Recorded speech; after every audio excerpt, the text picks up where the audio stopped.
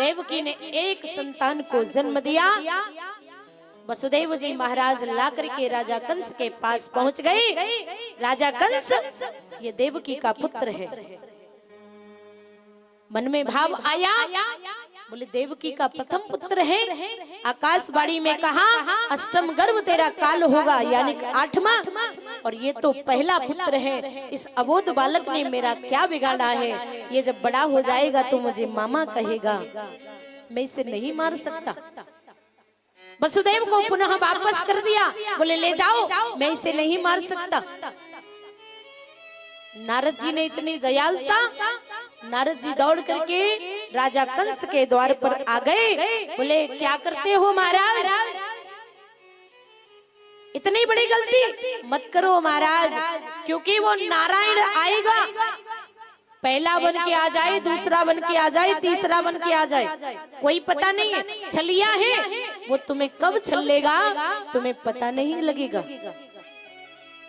इसीलिए उस बालक को मत छोड़ो। मानो आज राजा कंस को नारद जी ने भ्रम में डाल दिया। कंस ने सैनिकों को भेजा, बोले जाओ देवकी के पुत्र को लेकर के आओ। सैनिक दौड़ करके गए, पुत्र को ला करके कंस के हाथ में सौंप दिया। कंस ने शिला में दे मारा, बालक के प्राणों का अंत कर दिया। और एक नहीं, दो नहीं, 3 नहीं, 6 बालकों के प्राणों का अंत किया। देवकी के 6 बालकों का अंत कर दिया। अब 7वां गर्भ देवकी के जब ठहरा, 7वां गर्भ कोई साधारण बालक नहीं है, स्वयं कृष्ण के भैया बड़े बलराम आने वाले हैं। इसलिए मेरे गोविंद ने योग माया को आदेश कर दिया, योग माया जाओ, देवकी का जो 7वां बालक है उसे ले जाकर के रोहिणी के गर्भ में प्रवेश करा दो। और इधर पूरे कारागृह में हल्ला कर दिया। देवकी का 7वां गर्भ खंडित हो गया।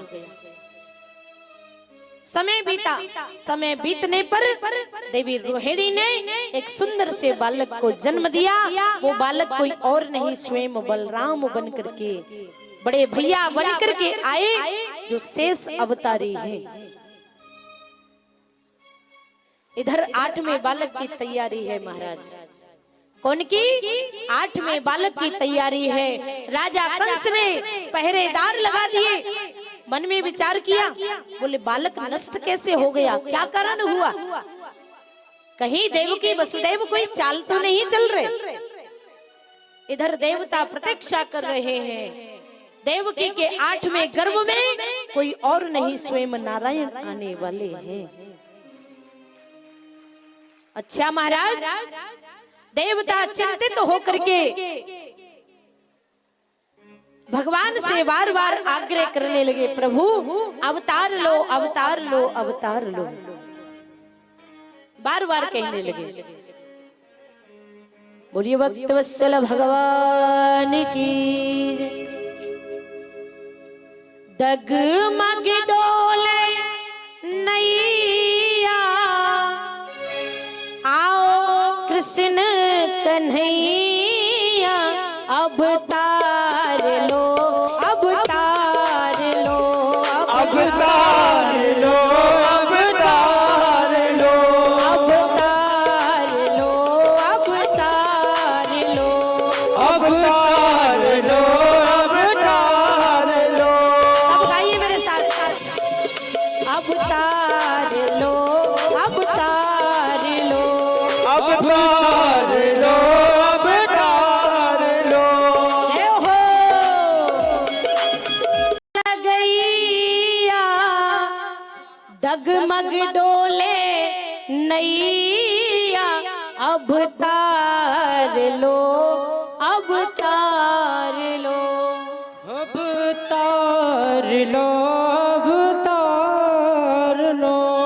जैसे ही देवताओं की पुकार स्वयं नारायण कृष्ण के कान में पड़ी, मानो भगवान ने सांत्वना दे दी, देवताओं तुम चिंता मत करो, मैं शीघ्र ही आने वाला हूँ।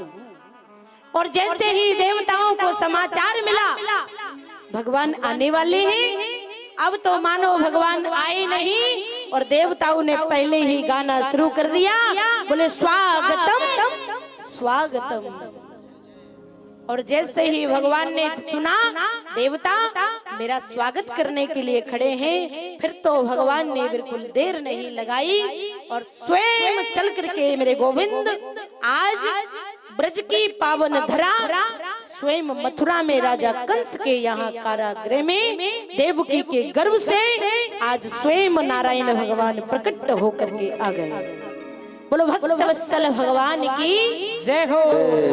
क्योंकि नारायण कभी जन्म नहीं लेता, नारायण तो केवल प्रकट होकर के आता है। और जैसे ही भगवान प्रकट होकर के आए, देवकी तो दर्शन करके ही डर गई, महाराज इतना विशाल रूप, चक्र पद्म सुदर्शन हाथ में लिए हैं भगवान। देवकी ने कहा गोविंद अरे मैंने पुत्र बनने के लिए कहा था, तुम तो पिता बन करके आए हो। भगवान ने कहा माँ तुम जानती हो मैं नारायण क्यों बन करके आया हूँ, क्योंकि मेरे जितने भी भाई आए राजा कंस ने सबको मार दिया, और यदि उसे पता चल जाए कि देवकी ने 8वें बालक को जन्म दे दिया है तो वो मुझे भी मारने के लिए दौड़ेगा, इसलिए मैं स्वयं नारायण बन करके आया हूँ।